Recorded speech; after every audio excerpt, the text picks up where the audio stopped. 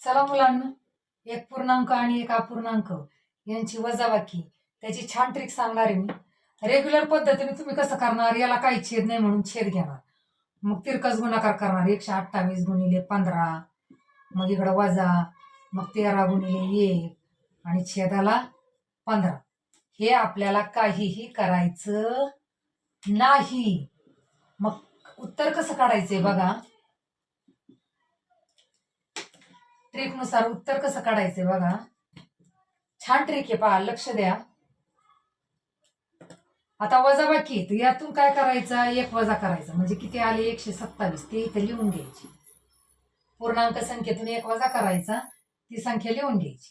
आता काय करायचं, छेद आहे तसा लिहून घ्यायचा आणि अंशाला काय लिहायचे, पहा, छेदामधून अंश वजा करायचा. मग 15तून 13 गेले, किती राहिले, 2. आणि हेच आपलं उत्तर आहे बघा, सेकंदात.